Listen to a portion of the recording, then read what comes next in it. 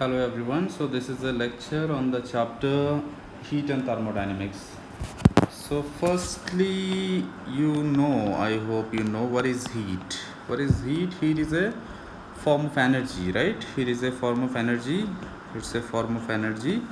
Now, it produces sensation of hotness or coldness in us. Heat produces sensation of hotness or coldness in us. Okay. So, what is temperature? Temperature is the measure of the degree of hotness or coldness. Okay, measure of hotness or coldness. You call that as temperature. Now, we have SI unit of heat is what? It is joule, and CGS unit is calorie. Okay, so the conversion between joule and calorie is 1 calorie is 4.18 joule, which we consider as 4.2 joule while solving numericals. Okay, now we have we have various scales of temperature, like Celsius scale, which you write as degree Celsius, Fahrenheit scale, degree F, Reaumur scale, a less popular scale. Then you have Kelvin scale, K. Okay, so we have to know the conversion formula between these scales. Like the conversion formula is C by 5 equal to F minus 32 by 9 equals to R by 4 equals to K minus 273.15 divided by 5. So this is the conversion rule between the various scales. Okay, now if you have to convert, say, from Fahrenheit to Celsius, okay, so C will be equal to 5 by 9 F minus 32. Now these things you got in high school. Okay, also in class 11 you studied them. Now if you have to convert Celsius to Fahrenheit, then F equals to 9 by 5 of C plus 32 you have to do. And say degree Celsius to Kelvin, which you come across very frequently, 273.15. But while doing numericals, you'll be doing 273 only, C plus 273. Okay, so after this we go to thermal expansion.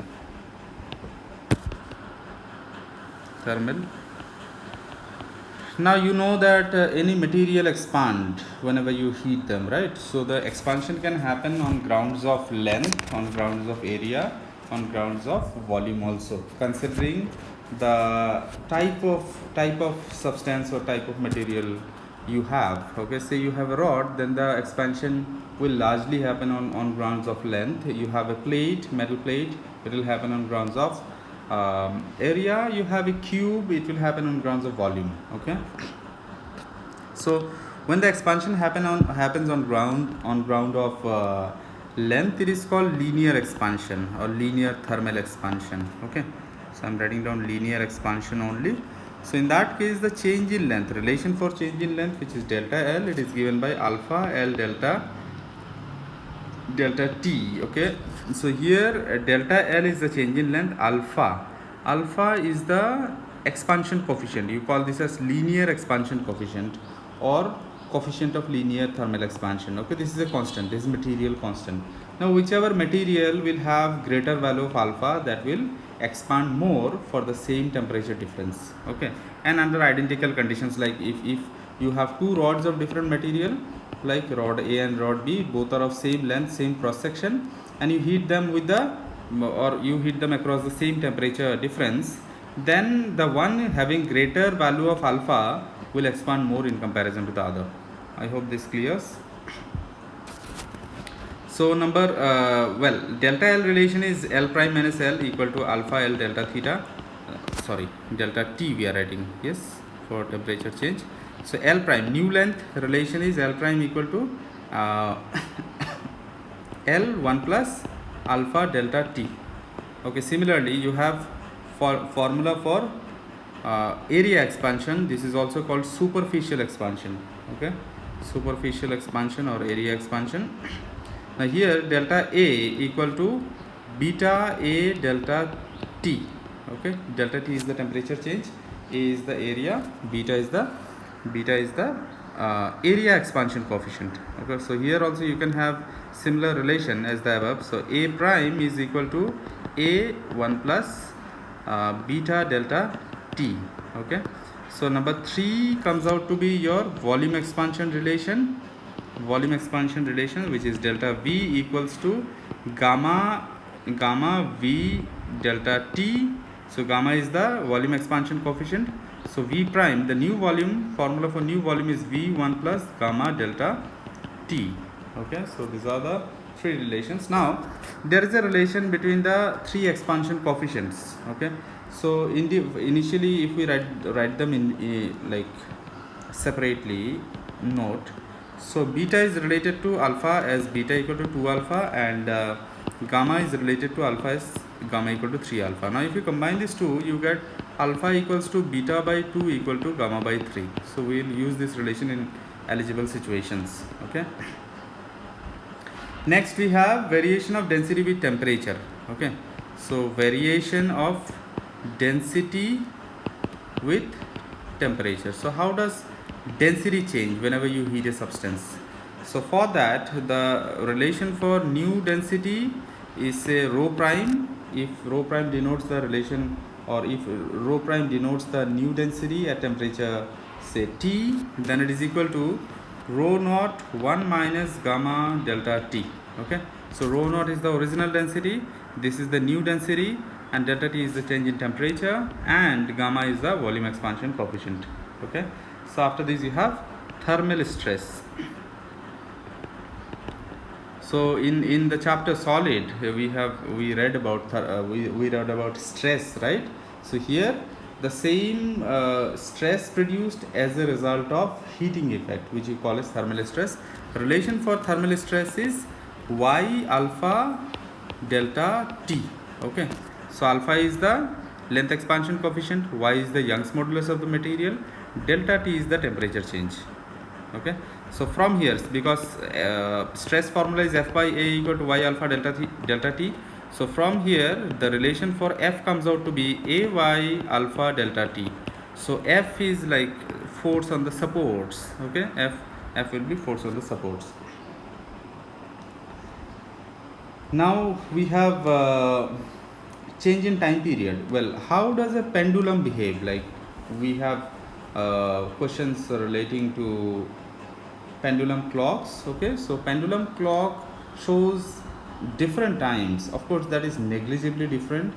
That doesn't matter in our day-to-day life. Okay, and but in sophisticated experiments they do matter. So a pendulum clock runs faster during winter and runs slower during summer. So how do you find out the change in time period? Okay, so I'm just writing down time period in a pendulum, putting the heading as time period in a pendulum. So change in time period per unit original time period. Okay, that is half of alpha delta theta. So from here the change in time period comes out to be half of alpha delta theta T. Now here T is indicating the time period, okay, and theta is indicating the temperature. Therefore delta theta is the temperature change. Okay, so alpha is the expansion coefficient as before. So now we will get into heat capacity. Okay, we have a couple of relations: heat capacity, specific heat capacity, molar specific heat capacity, etc., etc. So firstly, what do you call as heat capacity? So heat capacity is denoted by you denote that with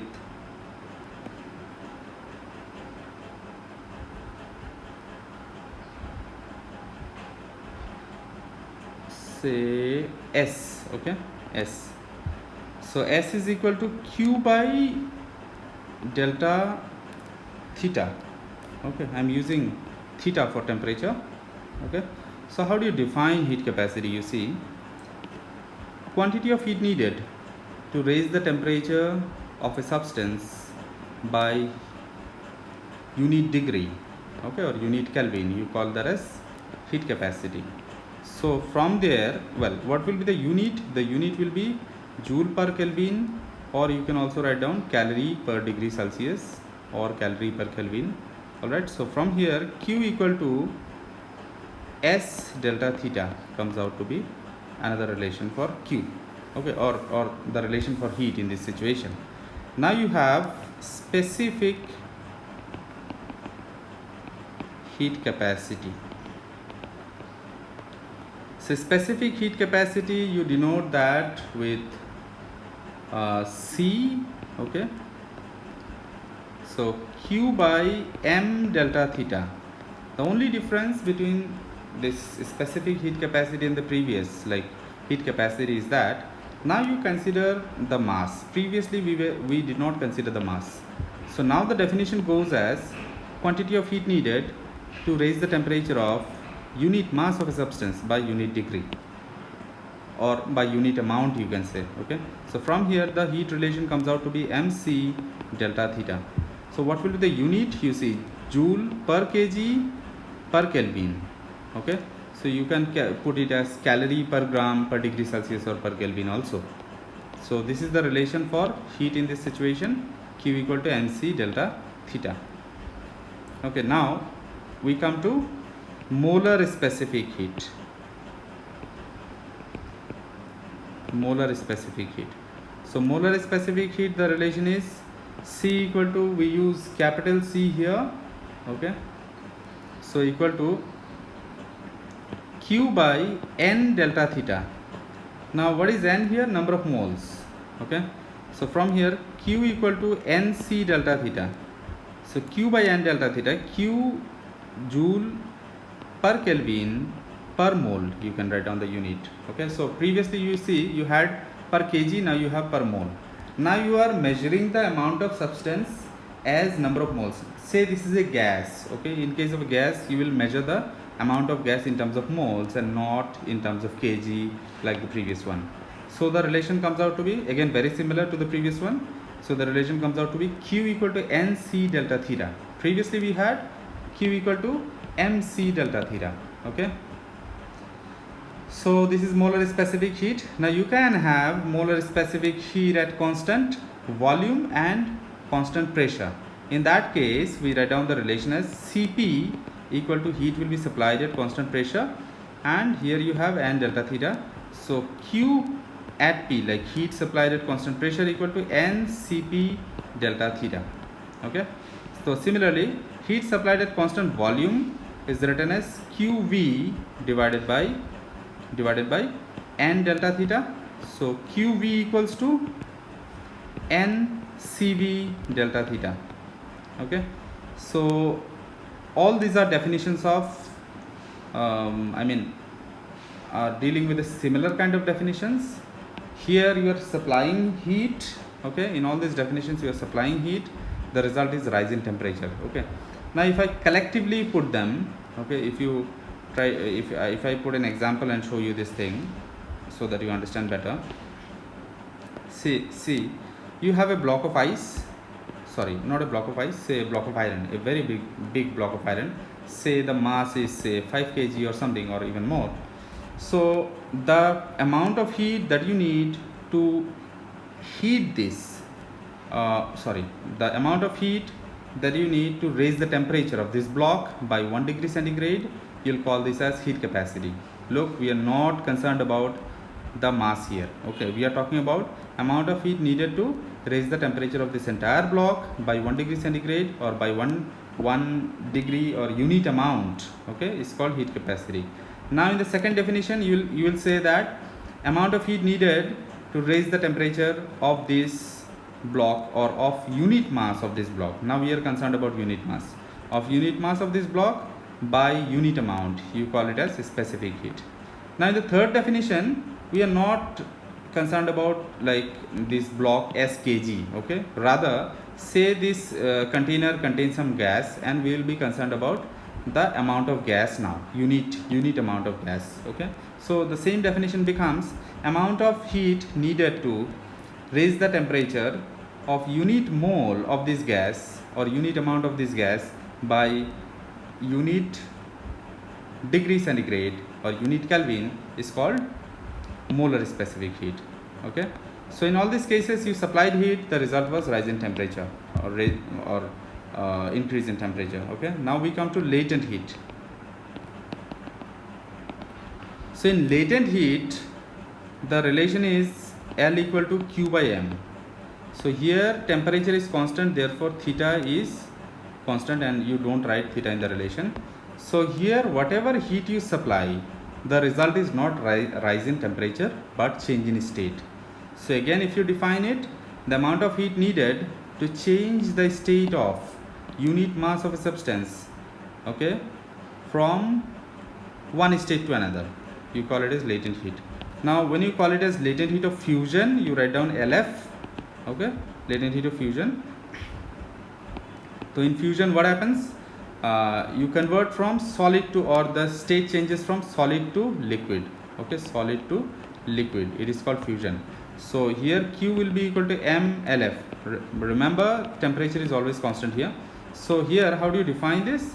Amount of heat needed to change the state of unit mass of a substance from solid to liquid is called latent heat of fusion. Next you have latent heat of vaporization. So Q by M again. So so Q equal to MLV.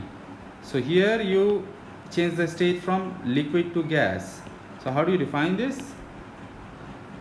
Amount of heat needed to change the state of unit mass of a substance from liquid to gas, okay, at constant temperature is called latent heat of vaporization.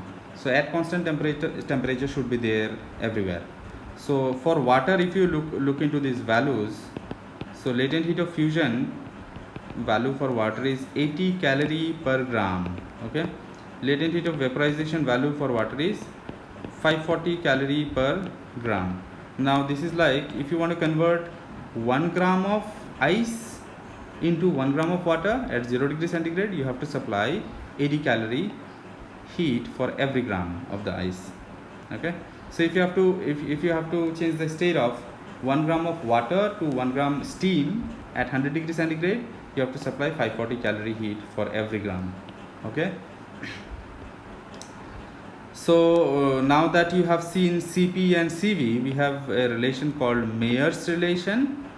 Okay, Mayer's relation, which is between Cp and Cv. So Cp minus Cv equal to R. Now here, if the units are in, if Cp where Cp Cv are in joule per Kelvin per mole, Jk inverse mole inverse. So if the units are given in, say, calorie per Kelvin per mole, okay, then your relation will become Cp minus Cv equal to R by J, where J will be the conversion factor, whose value is 4.2 joule per calorie. Okay, J value is 4.2 joule per calorie. Now these were for 1 mole of a gas. Okay, now for 1 molecule of a gas, this relation becomes Cp. These are actually small Cp and small Cv. Okay, previously it was capital. So Cp minus Cv equal to R equal to capital R by M. Okay, so again here we are considering the unit as joule. Okay, SI unit, but therefore one molecule. This relation will hold good for 1 molecule. Now ratio of the Cp and Cv is called ratio of specific heats. Okay, so that is denoted by gamma. Gamma is Cp by Cv, and this is always greater than 1. This ratio Cp by Cv is always greater than 1. Now gamma also has the relation in terms of degree of freedom, which is 1 plus 2 by F. Now we are denoting degree of freedom with F. In the module it is denoted with N. Okay, so that should not make a difference. So degree of freedom, what is the relation for degree of freedom? Degree of freedom, so F equals to thrice N minus K. N is the number of atoms in the system and K is the number of independent relations between the atoms. Okay, so we'll see some values like for monoatomic system. For monoatomic system. So monoatomic system are like helium, neon, etc. Degree of freedom is 3. Okay, so for monoatomic system degree of freedom is 3, and gamma value comes out to be 1 plus 2 by f, 2 by 3, that is 5 by 3, which is 1.67. Then you have for diatomic system, degree of freedom is 5, gamma value is 1 plus 2 by 5, which is 1 plus 2 by 5, 7 by 5, right? So this is 1.4. Degree of freedom for triatomic system. Triatomic system. Now in a triatomic system you have a non-linear situation where your degree of freedom is 6, right? And gamma value comes out to be 1 plus 2 by 6, so 1 by 3, this is 4 by 3, this is 1.33. And in case of linear arrangement, say carbon dioxide is the example, okay, and non-linear H2O is the example. So degree of freedom is 7 and gamma value is 1 plus 2 by 7, which is 9 by 7, which is 1.28. So these values you need to remember for quick question solving, okay. Also we have the relation for Cp and Cv in terms of gamma, okay. Cp and Cv in terms of, not gamma, in terms of degree of freedom, in terms of f. So the relation for Cv is f by 2r and Cp is f by 2 plus 1r. Okay, so here till here we have this heat section. All right, so thermodynamics and some more laws from this heat transfer chapters are left out, which we'll cover in the second lecture. Okay, thank you.